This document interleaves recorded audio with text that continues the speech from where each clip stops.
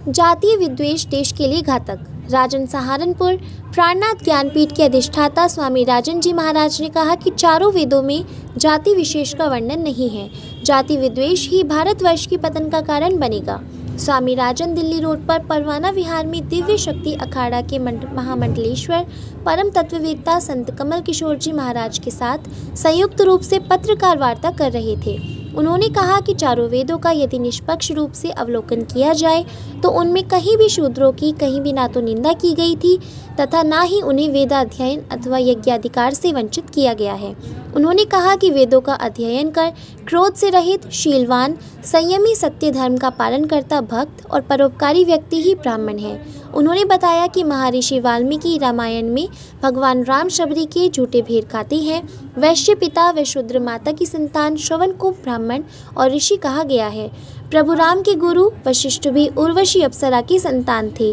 प्रभु राम अपने राज तिलक में निषाद राज को राजाओं जैसा सम्मान देते हैं।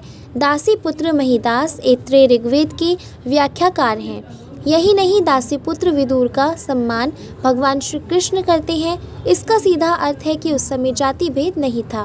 वैसे भी कोई जन्म से ब्राह्मण नहीं होता। कर्म विशेष से मानव ब्राह्मण, क्षत्रिय, वैश्य या शूद्र होता है। दोनों संतों ने इस दिशा में मिलकर कार्य करने का संकल्प लिया। सहारनपुर से साक्षी सैनी की रिपोर्ट।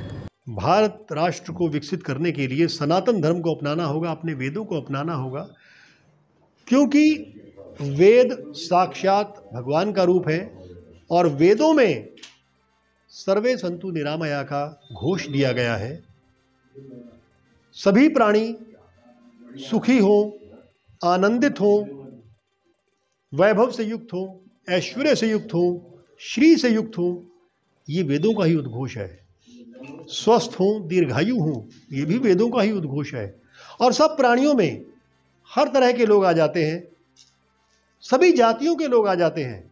यानी उसमें ये नहीं है कि सिर्फ हिंदुओं के लिए है या सिखों के लिए है या ईसाइयों के लिए है, मुसलमानों के लिए है, ना, सबके लिए। संपूर्ण विश्व का कल्याण हो, संपूर्ण मानवता ऊंचाइयों के शिखर को छुएगी, प्रेम को छुएगी, ज्ञान को छुएगी। जातीय विद्वेष देश के लिए घातक। राजन सहारनपुर प्राणनाथ ज्ञानपीठ के अधिष्ठाता स्वामी राजन जी महाराज ने कहा कि चारों वेदों में जाति विशेष का वर्णन नहीं है। जाति विद्वेष ही भारतवर्ष की पतन का कारण बनेगा। स्वामी राजन दिल्ली रोड पर परवाना विहार में दिव्य शक्ति अखाड़ा के महामंडलेश्वर परम तत्ववेत्ता संत कमल किशोर जी महाराज के साथ संयुक्त रूप से पत्रकार वार्ता कर रहे थे।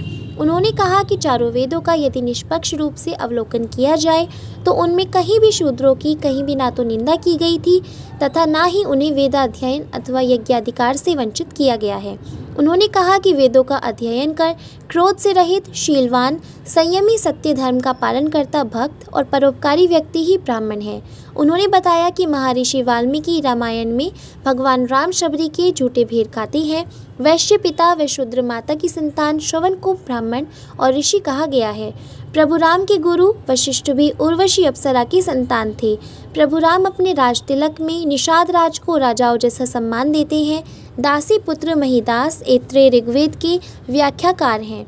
यही नहीं, दासी पुत्र विदुर का सम्मान भगवान श्री कृष्ण करते हैं। इसका सीधा अर्थ है कि उस समय जाति भेद नहीं था। वैसे भी कोई जन्म से ब्राह्मण नहीं होता। कर्म विशेष से मानव ब्राह्मण, क्षत्रिय, वैश्य या शूद्र होता है। दोनों संतों ने इस दिशा में मिलकर कार्य करने का संकल्प लिया। सहारनपुर से साक्षी सैनी की रिपोर्ट। मैं ये श्रीमती गोमती देव प्रजापति शिक्षण संस्थान के तत्वाधान में 2 कन्याओं का विवाह ये करा गया। इससे पहले 2 कन्याओं का पहले भी पूर्व में भी ये करा गया है। और ये संस्था जो है कभी कभी मेडिकल कैंप भी लगाती है और सर्दियों में दिसंबर के महीने में मतलब अंग वस्त्र भी वितरण करती है। और जो गरीब आदमी हैं, दिव्यांग हैं, विधवाएं हैं, उनको ये हलवा बनवा के, चाय पकौड़ी का पूरा प्रसाद में देते हैं। और ये संस्था के मेंबर जो हैं समर्पित भाव से लगे रहते हैं। और इस संस्था को मतलब जनमानस से इतना अपार सहयोग मिलता है कि लोग जो है घर घर आके ये देते हैं पैसा, मतलब घर पे ही पहुंचा देते हैं। अब भी ऐसा ही देखने में मिला है और ये संस्था दिन प्रतिदिन ये राइज ही करती जाती है। और श्रीमती गोमती देवी ये करीब 40 साल विधवा रही और इसने वो गरीबत वो देखी कि जिसका मैं वर्णन नहीं कर सकता, क्योंकि मैं सबसे छोटा भाई था अपने 5 भाइयों में। मुझे पता कि गरीबत क्या हो और कैसे उसने अपना जीवन व्यतीत करा। ये धन्यवाद। मैं इसका अभी तक आपने कितने कन्याओं की शादी करा दी? अभी तक ये 4 कन्याओं की शादी होगी। ये 4 कन्याओं की शादी होगी। और ये संस्था जो है 2011 से तो अंग बस्तर